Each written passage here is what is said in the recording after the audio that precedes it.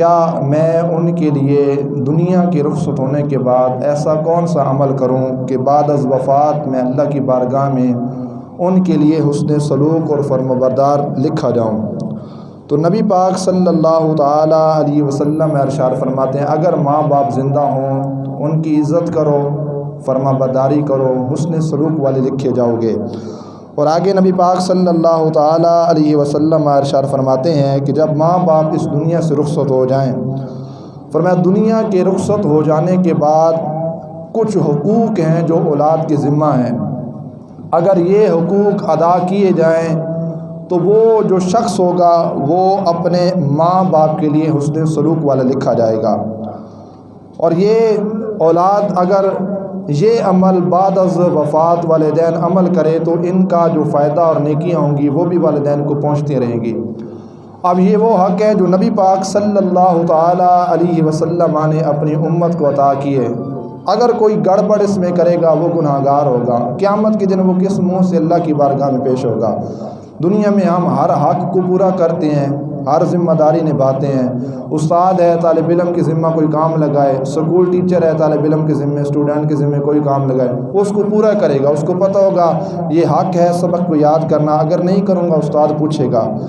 تو بعد از وفات نبی پاک صلی اللہ تعالیٰ علیہ وسلم ارشاد فرماتے ہیں سب سے پہلا جو حق ہے اولاد پہ وہ یہ ہے الصلاۃ علیہا، کہ ان پر نماز جنازہ کو ادا کیا جائے، نماز جنازہ ماں باپ کے رخصت ہونے کے بعد پڑھی جائے۔ آپ معاشرے میں نظر دوڑائیں تو کتنے ایسے حضرات ہیں کہ جن کے ماں باپ اس دنیا سے رخصت ہو جاتے ہیں، ان کو نماز جنازہ نہیں آتا، جنازہ کی دعائیں نہیں آتی، اور پھر وہ سٹیج جہاں پہ ماں باپ اس دنیا سے رخصت ہو جائیں تو ہونا تو یہ چاہیے تھا کہ اپنی اولاد میں سے بیٹا خود مصلی پہ کھڑا ہو کر نماز جنازہ پڑھاتا۔ اب وہ بیچارہ جب صفیں بنائی جاتی ہیں تو وہ سب سے آخری صف کے اندر کھڑے ہوگا، نہ وہ دائیں دیکھتا ہے نہ بائیں دیکھتا ہے، شرمندگی کے ساتھ، اور گارنٹی کے لحاظ سے اسے پوچھی جائے کہ جنازہ کی دعا سناؤ تو شاید کم ہی حضرات ایسے ہیں جن کو جنازہ کی دعا آتی ہو، اکثر وہ ایسے ہیں جن کو نماز جنازہ کی دعا نہیں آتی۔ تو یہ پہلا حق ہے، اگر یہ ہم نے ادا نہ کیا تو ہم گناہ گار ہوں گے۔ قیامت کے دن نبی پاک علیہ السلام فرمائیں گے کہ میں نے حق دیا تھا، تو نے حق کو پورا کیوں نہیں کیا؟ تو نماز جنازہ اس کو یاد کی جائے اگر ماں باپ زندہ ہیں، اور اس کو یہ بھی ضروری ہے کہ یہ صرف ماں باپ کے لیے ہم نے نہیں پڑھنی، اس کو ویسے بھی یاد کی جائے۔ کوئی بھی شخص فوت ہو جاتا ہے تو کم از کم نماز جنازہ تو یاد ہونی چاہیے۔ پھر ہم کہتے ہیں جی ہمارے ذہن میں جنازہ کی دعا نہیں سماتی، یہ اتنی بڑی عربی ہے، یہ کون یاد کرے گا؟ تو یہ کوئی اوکھا اور مشکل کام تو نہیں ہے، آپ معاشرے کے لحاظ سے اندازہ لگائیں، ہمیں ہر وہ چیز یاد ہے۔ دنوں کے نام سنے جائیں تو انگلش میں سیٹرڈے، سنڈے، منڈے یہ ہم یاد کر سکتے ہیں۔ ڈراموں کے نام پوچھے جائیں تو ہمیں یہ بھی پتہ ہوتا ہے کہ ہفتے کو کون سا لگنا ہے، اتوار کو کون سا لگنا ہے۔ مہینوں کی وہ تعداد کے حساب سے لگائی جائے تو وہ دن ہمیں یاد ہیں۔ انگریزی گنتی سنی جائے تو 1 2 3 سے شروع ہو کر وہ 1000 تک بندہ بڑے آرام کے ساتھ پہنچ جاتا ہے۔ یہ ساری چیزیں ہم نے اپنے اندر سنبھالی ہیں لیکن ہم نے نہیں یاد کی۔ تو اسلام کے حقوق میں سے یہ جو مختصر دعا ہے نماز جنازہ، اس کو ہم نے یاد نہیں کیا۔ نبی پاک علیہ السلام ارشاد فرماتے ہیں مومن بندہ جب قبر کے اندر جاتا ہے سب سے پہلا انعام اور سب سے پہلا تحفہ اس بندے کو یہ دیا جاتا ہے کہ اس کے نماز جنازہ پڑھنے والے کی اللہ کریم جل جلالہ بخشش فرما دیتا ہے۔ بہت بڑا ثواب کا کام ہے۔ اور اللہ کے پاک پیغمبر داؤد علیہ السلام نے اللہ کی بارگاہ میں عرض کی، مالک اگر کوئی شخص نماز جنازہ پڑھے تیری رضا کی خاطر، جنازہ کے ساتھ چلے، اس کا کیا انعام ہوگا، اس پہ کتنا اکرام ہوگا۔ تو اللہ کریم جل جلالہ نے ارشاد فرمایا بندہ مومن بارے اور کوئی ایمان والا شخص جب اس کے نماز جنازہ میں چلتا ہے، نماز جنازہ کو پڑھتا ہے، حضور فرماتے ہیں جب وہ پڑھنے والا بندہ فوت ہوگا تو اللہ فرماتا ہے کہ میں اپنی رحمت کے فرشتے بھیج کر اس کے نماز جنازہ کے ہمراہ چلاؤں گا۔ نماز جنازہ پڑھنے والے اشخاص جب خود اس دنیا سے رخصت ہوتے ہیں، جنہوں نے ساری زندگی لوگوں کے جنازے پڑھے، تو اللہ اپنی رحمت کے فرشتے بھیج کے کیا کرے گا؟ ان کے ساتھ چلائے گا۔ بہت بڑا ثواب ہے والدین کے لیے، تو اس سے بھی زیادہ ثواب ہے پھر جو آس پاس اڑوس پڑوس رشتہ دار مر جائیں ان کے لیے نماز جنازہ پڑھنا بہت بڑے ثواب کا کام ہے۔ دوسرا حق نبی پاک علیہ السلام ارشاد فرماتے ہیں ماں یا باپ جب اس دنیا سے رخصت ہوں، والاستغفار لہما، بیٹے اور بیٹی کے لیے ضروری ہے کہ وہ اپنے والدین کے لیے بخشش کی دعا کریں۔ اس میں بھی دو معنی ہیں۔ اگر کوئی کل شریف نہیں کراتا، چیلم نہیں کراتا، اصال ثواب نہیں کرتا، تو نماز ایک بہت بڑا ذریعہ ہے اپنے والدین کی بخشش کی دعا کا۔ ربنا اغفر لی ولی والدیہ، اے اللہ میری بھی بخشش فرما، میرے والدین کی بھی بخشش فرما۔ 5 ٹائم کی اگر بندہ نماز کا بھی پابند ہو جائے اور ماں باپ اس دنیا سے رخصت ہو جائیں، اور جب اس دعا پر پہنچے تو دل میں یہ کیفیت بنا لے کہ یا اللہ میرے ماں باپ کی بخشش فرما، تو یہ بہت بڑا ذریعہ ہے نماز پڑھنا، اللہ کی عبادت کرنا۔ اس میں اپنے والدین کی ہم بخشش کی دعا کرتے ہیں، مغفرت کی دعا کرتے ہیں۔ اور حدیث ہے، نبی پاک علیہ الصلوۃ والسلام ارشاد فرماتے ہیں ان اللہ تعالی لیرفع درجۃ للعبد الصالح فی الجنہ فیقول ما ان لی ھذا، اللہ جب جنت میں کسی کا مقام بلند کرے گا، اس کا مرتبہ بلند ہوگا، وہ بندہ حیران ہوگا، عرض کرے گا اللہ یہ مقام میرا کیسے بڑا ہے؟ تو اللہ کریم جل جلالہ اپنا کریمانہ جملہ ارشاد فرمائے گا، اللہ فرمائے گا فیقول باستغفار والدک لک، اللہ فرمائے گا یہ تمہاری اولاد کی وہ بخشش کی دعا ہے جو تیری اولاد نے تیرے لیے بلندی درجات اور بخشش کی دعا کی تھی، اس دعا کی وجہ سے اللہ نے ماں اور باپ کا درجہ ہے وہ جنت کے اندر بڑھا دیا ہے۔ تو اولاد کے لیے یہ ذمہ داری ہے کہ جس ماں اور باپ نے اتنی اذیت، دقت، مشقت، تکلیف کے ساتھ اپنی اولاد کو پالا پوسا، اس کو بڑا کیا، اس کی تربیت کی، اس کی پرورش کی، دکھ سکھ جھیلے، تو کم از کم اولاد کے اندر اتنا تو وہ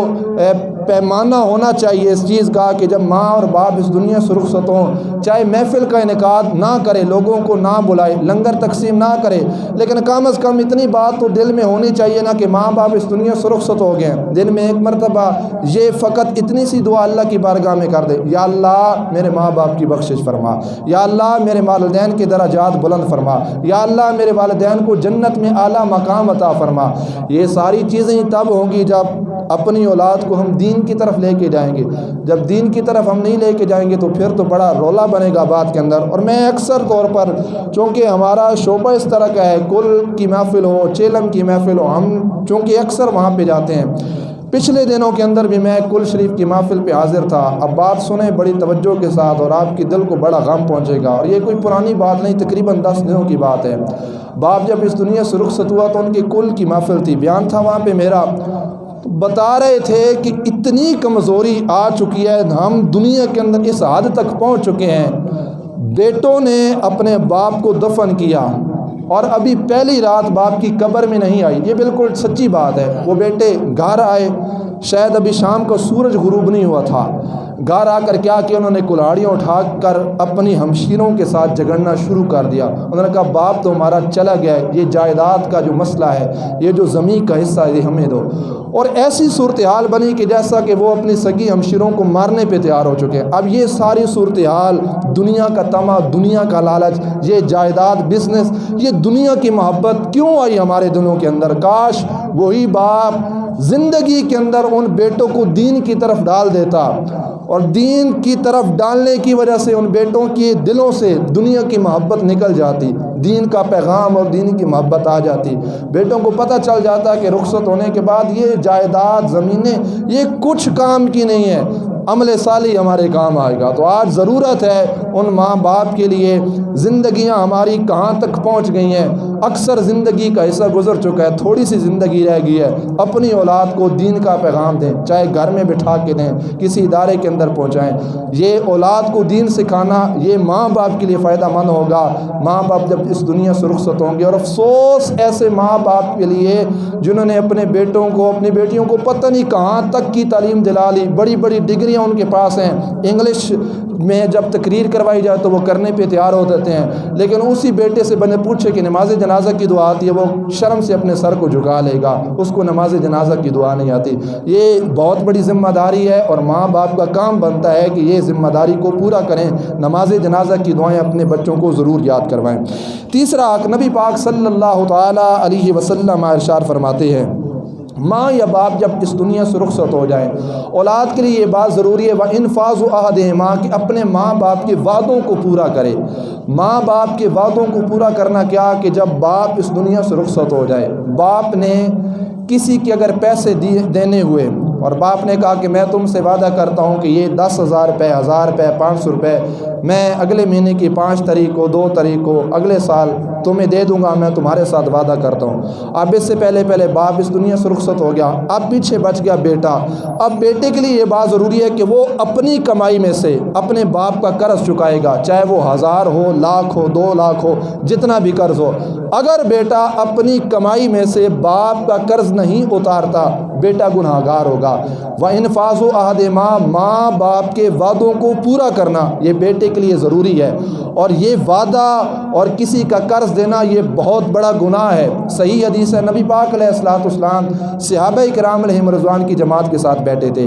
جبریل علیہ السلام سرکار مدینہ علیہ السلام کی بارگاہ میں پہنچے، اور روایت میں آتا ہے نبی پاک علیہ السلام نے اپنا مقدس چہرہ 3 مرتبہ آسمان کی طرف اٹھایا، پھر سرکار نے اپنا جد اللہ والا ہاتھ اٹھایا، سرکار نے اپنی پیشانی پہ پھیرا۔ 3 مرتبہ حضور نے ایسا کیا، سرکار اپنا ہاتھ پیشانی پہ رکھتے آسمان کی طرف اٹھاتے۔ عرض کی کہ آقا آپ یہ کیوں کرتے ہیں؟ تو نبی پاک علیہ السلام ارشاد فرماتے جبریل علیہ السلام میرے پاس آئے اور انہوں نے آ کر کہا آقا صلی اللہ علیہ وسلم آپ کی امت میں سے اگر کوئی بندہ اللہ کی بارگاہ میں مارا جائے، مطلب شہید ہو جائے، پھر وہ زندہ کیا جائے، پھر شہید ہو جائے، پھر وہ زندہ کیا جائے، پھر شہید ہو جائے، پھر زندہ کیا جائے، اللہ اس شہید کے سارے گناہ معاف فرما دے گا۔ لیکن قرض ایک ایسی چیز ہے جو اللہ کبھی بھی اس بندے کو معاف نہیں فرمائے گا۔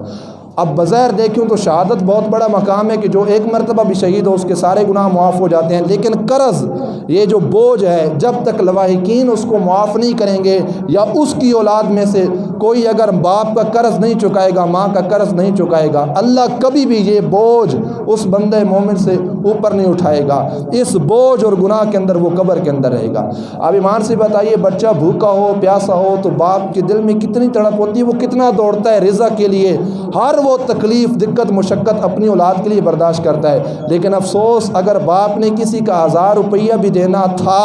اور باپ نے وعدہ کیا میں اگلے مہینے کی 5 تاریخ کو دے دوں گا،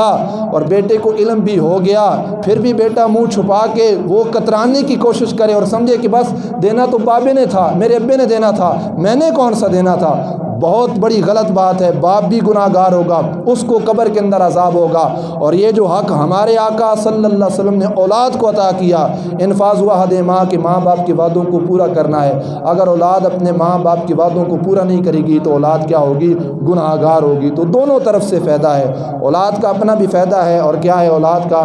باپ کے لحاظ سے بھی فائدہ ہے کہ باپ کی قبر کے اندر بھی راحت محسوس ہوگی۔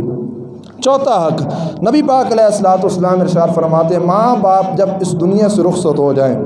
سرکار فرماتے ہیں وہ صلہ رحمی کا جو تعلق تمہارے والدین کا تھا، اولاد کے لیے یہ بات ضروری ہے اس صلہ رحمی کا تعلق توڑے نہیں بلکہ اس کو جوڑنے کی کوشش کرے، اس کو مضبوط رکھے۔ ہم دیکھیں کہ ہمارا باپ ماں اگر اس دنیا سے رخصت ہو چکے، باپ اور ماں کا رشتہ داروں کے ساتھ کیسا انداز تھا، محلے میں جو لوگ رہتے ہیں ان کے ساتھ صلہ رحمی کا، اخلاق، پیار محبت کا کیسا انداز تھا۔ پھر یہ بات کتنی غلط ہے کہ جب وہ اس دنیا سے رخصت ہو جائیں تو جن جن کے ساتھ ہمارے والدین کا تعلق تھا اگر ہم اس تعلق کو توڑ دیں تو یہ حق نبی پاک علیہ السلام نے ہمیں عطا کیا ہے کہ ماں باپ کے تعلق کو توڑنا نہیں ہے بلکہ کیا کرنا ہے، ماں باپ کے تعلق کو جوڑنا ہے۔ اور عبداللہ بن عمر رضی اللہ تعالیٰ عنہ فرماتے ہیں کہ نبی پاک علیہ السلام ارشاد فرماتے ہیں جو بندہ والدین کے بعد والدین کے دوستوں کے ساتھ، رشتہ داروں کے ساتھ اچھا سلوک رکھتا ہے، نرمی کے ساتھ پیش آتا ہے، تو نبی پاک علیہ السلام نے بشارت عطا فرمائی۔ حضور کہتے ہیں اللہ اس بندے کے چہرے کے نور کو سلامتی عطا فرمائے گا۔ چہرے کا نور فیرن لولی لگانے سے ٹھیک نہیں ہوتا، صابن لگانے سے چہرے پہ نور نہیں آئے گا۔ یہ وہ حق ہیں اسلام کے جو اسلام نے ہمیں عطا کیے ہیں۔ ہم دیکھیں آس پاس معاشرے میں سرچ کریں، باپ نے زندگی گزاری یہاں کے اندر، ہمارا باپ وہ کس کس کے ساتھ اچھا دعا سلام رکھتا تھا، میرا باپ تھا اس نے کس کو بھائی بولا تھا، میرا باپ تھا اس نے کس کو دوست بنایا تھا۔ اولاد کے لیے یہ ضروری ہے کہ جب باپ کا سایہ دنیا سے رخصت ہو جائے تو جن جن کے ساتھ ہمارے باپ کا تعلق تھا ہم انہی لوگوں کے ساتھ صلہ رحمی کریں، اخلاق کے ساتھ، ادب کے ساتھ، تعظیم کے ساتھ پیش آئیں۔ ہماری حالت کتنی زوال میں چلی گئی ہے، شاید ابھی کل شریف کا موقع نہیں آتا، باپ کی جب میت کو اٹھائی جاتی ہے تو باپ کا سگا بھائی اگر ہمارے گھر آ جائے نا تو اولاد کے منہ پہ 12 بج جاتے ہیں، وہ کہتے ہیں یہ چاچا جی ہمارے گھر میں کیوں آ گئے، اور وہ اولاد اٹھ کر ان کا استقبال کرنا اور ان کا ادب کرنا تک گوارا نہیں کرتی۔ حالانکہ ہمیں ذہن میں یہ بات سوچنی چاہیے تھی کہ یہ ہمارے والد گرامی کا سگا بھائی تھا، اور حضور فرماتے ہیں جو باپ کے قریبیوں کے ساتھ صلہ رحمی کرے گا اللہ اس بندے کے چہرے کو کیا کرے گا، نور عطا فرمائے گا۔ حضرت سیدنا عمر بن خطاب رضی اللہ تعالیٰ عنہ کے بیٹے حضرت عبداللہ بن عمر، یہ آخری روایت سنیے، آپ نا سواری ساتھ لے کر ایک مقام کی طرف جا رہے تھے تبلیغ کرنے کی غرض سے، تو ایک شخص جو ہے نا وہ ان کو ملا، تو حضرت سیدنا عبداللہ رضی اللہ تعالی عنہ انہوں نے کیا کیا، فسلم علیہ عبداللہ وحاملہ علی الحمار، انہوں نے حضرت عبداللہ پہ سلام کیا تو حضرت سیدنا عبداللہ رضی اللہ تعالی عنہ انہوں نے کیا کیا، اس شخص کو اپنی سواری کے اوپر بٹھا لیا۔ جیسے ہی سواری کے اوپر حضرت عبداللہ نے بٹھایا نا، صحابی رسول تھے، تو ان کے سر کے اوپر جو امامہ شریف تھا، یہ جو جس کو پگڑی کہا جاتا ہے، عزت کی چیز، وَآتَیْتُ امامتاً کانت علی رأسِ، حدیث میں آتا ہے حضرت عبداللہ نے وہ امامہ شریف اٹھا کر اس دیہاتی آدمی کے سر کے اوپر رکھ دیا۔ بہت بڑے کمال کی بات ہے، یہ ہمارے سر کی دستار ہے، سر کی عزت ہے، یہ سر کی پگڑی ہے، اور پگڑی جس کو باندھی جائے اس کی کتنی عزت بنتی ہے یہ آپ سب بہتر جانتے ہیں۔ تو بہرکیف ایک دیہاتی آدمی جس کے اوپر صحابی رسول صلی اللہ علیہ وسلم نے کیا رکھی، اپنی پگڑی رکھی، دونوں سواری کے اوپر بیٹھ کے دیہاتی پیچھے تھا، صحابی رسول آگے تھے۔ جیسے ہی وہ تبلیغ جہاں پہ کرنی تھی اس مقام کے اندر پہنچے نا، تو وہاں پہ ابن دینار رحمۃ اللہ تعالی علیہ کھڑے تھے۔ ابن دینار نے جب دیکھا نا تو ابن دینار نے صحابی رسول سے کہا، فرمایا اصلحک اللہ انہم الاعراب وانہم یرضون بالیسیر، انہوں نے کہا صحابی رسول یہ آپ نے کون سا کام کیا، یہ تو ایک دیہاتی آدمی ہے اور آپ نے دیہاتی آدمی کے سر کے اوپر پگڑی کو رکھ دیا، آپ نے اتنی عزت اس کو کیوں دی ہے؟ تو وہاں پہ حضرت عمر کے بیٹے نے بڑے کمال کا جملہ ارشاد فرمایا تم اس کے دیہات کی طرف دیکھ رہے ہو کہ یہ دیہاتی آدمی ہے، لیکن حضرت عبداللہ نے کہا جو میں نے اس کو عزت عطا کی ہے، جو میں نے اپنی پگڑی اس کے سر کے اوپر رکھی ہے، یہ اس کے دیہاتی ہونے کی وجہ سے نہیں رکھی۔ تو حضرت عبداللہ نے کہا کہ میرا تعلق اس کے ساتھ فقط اتنا ہے کہ یہ جو شخص میرے پیچھے بیٹھا ہے یہ میرے والد گرامی کا اچھا دوست تھا، اس کا تعلق میرے باپ کے ساتھ تھا، یہ میرے باپ کے ساتھ آتا تھا، میرے باپ کی اس کے ساتھ محبت تھی، یہ میرے باپ سے محبت کرتا تھا۔ اور حضرت عبداللہ نے کہا میں نے حضور علیہ الصلوۃ والسلام سے سنا ہے، سرکار فرماتے ہیں جو باپ کے رخصت ہونے کے بعد باپ کے دوستوں کے ساتھ، باپ کے بھائیوں کے ساتھ اولاد اچھا سلوک کرتی ہے،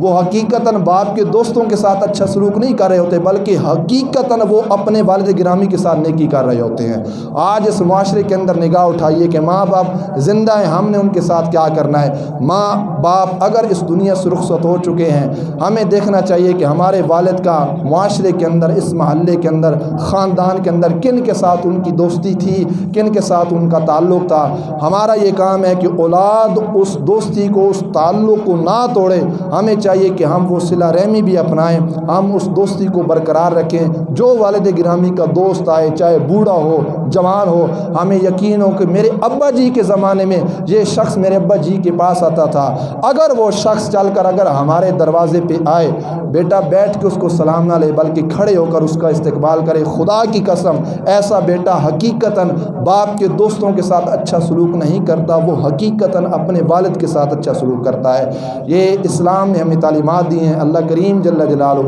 عمل کی توفیق عطا فرمائے۔ وآخر دعوانا ان الحمد للہ رب العالمین۔